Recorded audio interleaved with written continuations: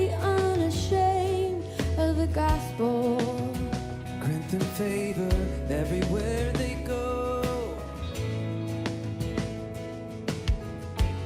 Lord, bless them in all that they do. Your glory be on your servants. Mark them with your spirit. Let your glory be on your servants. Mark them with your spirit. Let your glory be on your servants. Mark them with your spirit. Let your glory be on your servants.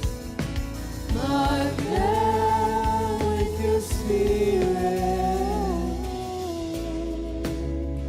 Going to be praying for the church in Kansas City out of John 17:24 through 26. Father, I desire that they also whom you gave me may be with me where I am, that they may behold my glory which you have given me, for you loved me before the foundation of the world. And I have declared to them your name, and I will declare it, that the love with which you have loved me may be in them and I in them. Father, I ask you that you would look upon the church of Kansas City and you would remember the prayer that Jesus uttered 2,000 years ago. God, as he's in the garden about to face the most terrifying, brutal suffering that a man could experience, he utters these words to you. Father, I ask you that every man, woman, and child in Kansas City, that they would be with Jesus where he is. God, I ask you for mass salvation.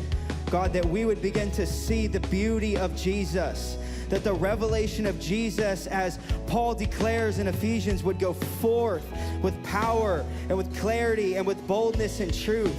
God, that men and women who do not know you, that they would come to an understanding of the beauty of Jesus, that they would be struck by the beauty and the power of his suffering. God, that his suffering on the cross, his sacrifice for humanity. God, I ask you that men and women who do not know Jesus would begin to come to the understanding of his suffering and his sacrifice. God, that they would be with him where he is. God, I ask you that the church in Kansas City would begin to behold and understand and know the glory that Jesus had with you before the foundation of the world. For God, you loved him before the foundation of the world. God, that we would begin to behold the glory that Jesus had with you when he was seated at the right hand of the Father, when he was in eternal glory. The God of light, the God of love, the God of salvation, the God of glory, the God of power. This God is Jesus Christ. And I ask you, God, that the church in Kansas City would begin to know the glory that Christ had with you before the foundation of the world. And God, I ask you for men and women in Kansas City who do not know you, that they would begin to know the love that the Father had for you before the foundation of the world. God, that they would know this love that caused Jesus to give up everything, to give up glory, to give up power, to give up riches, to become a man 2,000 years ago, a man in Nazareth, a man raised up in stigma. God, I ask you that they would begin to know this love, not just in an ethereal way, but a love that strikes them to the very core of their being. God, I ask you that they would know this love. And then more than knowing this love, God, that this love would be in them. God, that this love would be in them, that they would know it, and it would be in them. And God, I ask you that you would dwell in their hearts still more and more, that Christ, you would begin to take place in men and women's hearts all throughout Kansas City. God, I ask you for power on the preaching of the gospel. God, I ask you for power on the teaching of the gospel. God, that every time your name is spoken in church, that your name is spoken in classrooms, that your name is spoken on the streets. God, I ask you for power.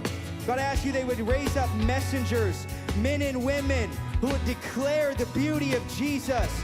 God, I ask you that when they preach the gospel, that healings would take place, that deliverance would take place. God, that you would break off chains of oppression and depression. God, that men and women who are sitting in their rooms depressed, having no hope, having no faith, God, that you would break in with power in the name of Jesus, that the gospel of Christ would go forth, and that this powerful desire of Christ that he speaks in the garden, that it would take place even now, God. In 2019, in October, God, that it would take place, that men and women would be with you where you are, that they would behold the glory that you had before the foundation of the world, that they would know the love that the Father had for you, and God, that you would be with them and that you would be in them, in Jesus' name. Oh God, put your Son on display. Strike our hearts, cut to the core. Let us see the beauty of Jesus in the They city. would see the beauty of Jesus. The same love that the Father has for the Son, He would know That we it. would know Pull the us love. into that fellowship that Jesus had with the Father. We want to abide within the vine, abide within the vine. Come reveal the men in white. A new measure, Holy Spirit, in His beauty, in His glory, holy of Jesus.